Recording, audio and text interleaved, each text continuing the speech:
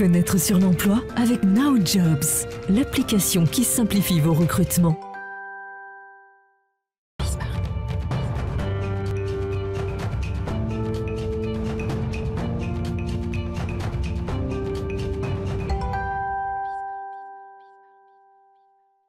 Fenêtre sur l'emploi, on parle du secteur textile qui recrute. On va en parler, c'est un secteur alors, évidemment connu puisqu'on porte tous des vêtements faits en France ou faits ailleurs d'ailleurs.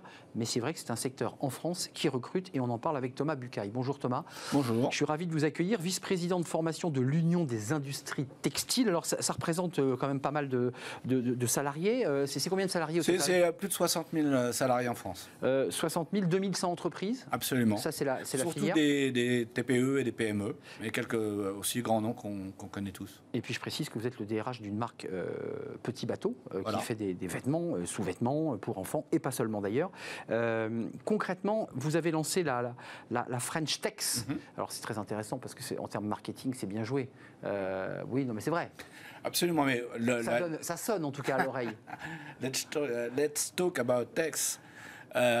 Oui, ce qui est important, c'est deux choses. La première, c'est de dire que le textile recrute. Le textile est une industrie dynamique, innovante et basée en France.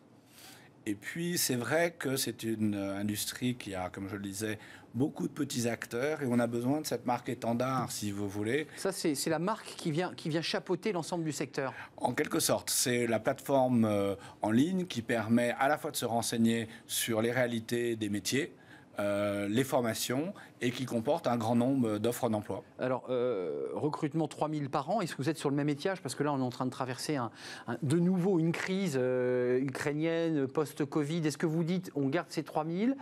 Comment ça se passe en ce moment dans votre secteur ? Alors, je pense qu'il y a une tendance de fond, hein, le recrutement, le développement du textile made in France. Je ne pense pas qu'on va se heurter de manière durable à des difficultés.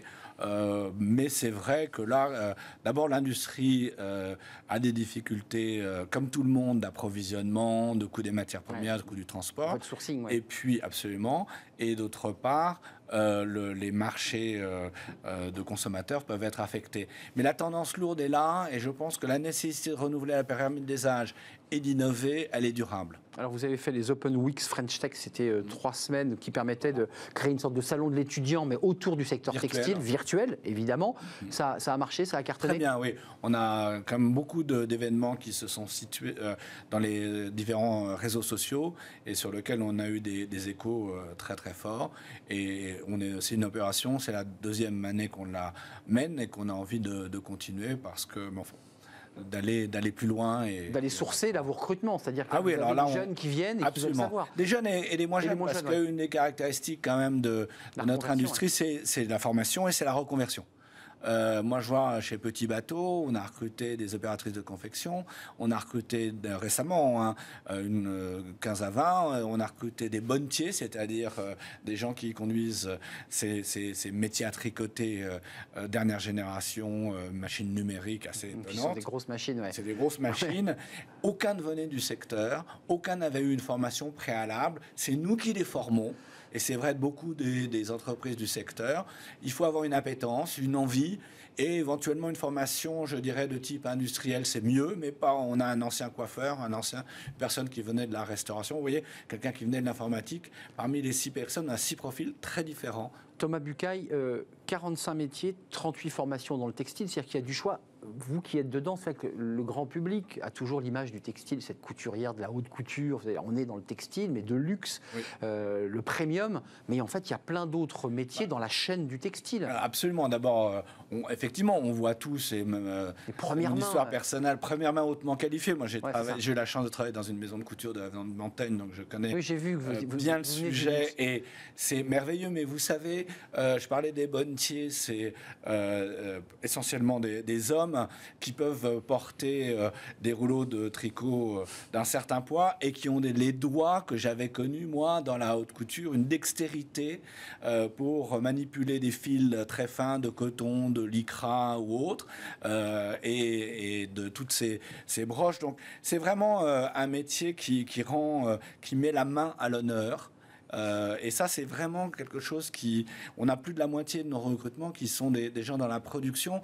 Et c'est ça qui fait la différence, hein, c'est les savoir-faire. Alors, une fois qu'on a dit ça, c'est vrai qu'il y a des industries qu'on connaît, de la mode, de l'habillement, comme la mienne, de l'ameublement, mais le textile est partout. C'est quelque chose de fabuleux. C'est vrai dans le médical. Je pense à une entreprise, Brochet Technologies, qui tisse des fibres optiques pour faire des vêtements prévenant la jaunisse du nourrisson, ou une autre chape qui envoie des fils sur Mars parce que le cône de la fusée qui va de Mars 2000 est un cône en tissu en partie, et ainsi de suite. Donc on a beaucoup de... Donc celle qui est partie, là, la fameuse fusée qui est partie pour longtemps d'ailleurs. Exactement. Le textile est résistant, le textile est anti-feu, il a des usages médicaux, il a des usages dans la construction, dans l'automobile, et cette richesse, elle est quand même extraordinaire. Et on peut en être fier parce que sur tous ces métiers, la France est leader européen. Il y a évidemment le textile français, puis il y a la concurrence étrangère avec une main-d'œuvre bon marché. Comment vous résistez face à cette pression de pays, effectivement, à bas coût de main-d'œuvre, avec un débat d'ailleurs sur l'écologie, puisqu'il y a aujourd'hui une question de on consomme trop, on fabrique trop de tissus, c'est extrêmement énergivore et c'est polluant. Comment on réinvente la filière? Alors, là, je vous vois sourire. Non, parce que c'est un vrai débat. Et ils vous challenge, ceux qui arrivent. Ils vous disent ça, j'imagine. Oui, tout à fait. Alors, on est sous une tendance quand même de Made in France qui est forte et qui est à la fois liée à toutes ces considérations très très importantes que vous mentionnez, mais également à des aspects économiques, parce que on a besoin de davantage de réactivité, de coller davantage aux besoins des consommateurs. La meilleure moyen de limiter les stocks on est sur une chaîne économique, donc de maîtriser ces paramètres business, c'est de produire à la demande, juste à temps. Pour le faire, il faut être près du marché, dans la réactivité, etc. Donc le Made in France, il retrouve une justification économique. Une fois qu'on a dit ça... Il faut accepter de payer un petit peu plus cher ou pas? Est-ce qu'on se dit, je fais du Made in France, mais c'est un petit peu plus cher, mais j'accepte aussi parce qu'il faut qu'on relocalise, il faut qu'on crée de l'emploi chez nous? Alors, je dirais qu'il y a plusieurs choses. Il y a des gens qui sont prêts à payer plus cher pour ces raisons. Parce qu'ils le peuvent. De valeur.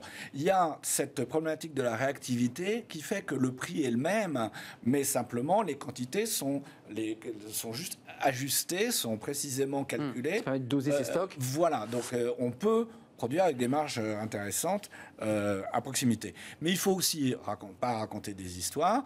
On a besoin de travailler avec des partenaires européens ou méditerranéens. C'est le cas chez Petit Bateau. Nous, on a une usine et des partenaires à Marrakech. La différence, c'est que dans ce cas-là, on connaît nos partenaires aussi bien que... les ouvrières de Marrakech, on les connaît aussi bien que les ouvrières de Troyes. Bien sûr, bien sûr. C'est important de préciser Troyes parce que c'est là où il y a votre siège historique, en tout cas pour Petit Bateau. Merci en tout cas d'être venu nous rendre visite. On vous confirme que c'est bien 3000 emplois. Si on va sur French Tech, là, il y a 3000 possibilités. J'imagine que vous avez déjà recruté, évidemment. Oui, il y a 3000 emplois par an, mais là, il y a 344 offres d'emploi. Donc, si vous allez sur French Tech à la fin de l'émission, vous avez une possibilité extrêmement grande de trouver votre... Le textile, un secteur dynamique avec du Made in France, on vient de l'entendre, et avec des partenaires aussi. Merci à Thomas Bucaille d'être venu nous rendre visite, vice-président formation de l'Union des industries textiles. C'est la fin de notre émission. Merci de l'avoir suivi, merci de votre fidélité, merci pour tous vos messages sur les réseaux sociaux, merci à toute l'équipe, merci à Alice évidemment pour la réalisation, merci à Alex pour le son, merci à Fanny Griesmer et merci à notre ami pour l'accueil invité. Je serai là demain, bye bye.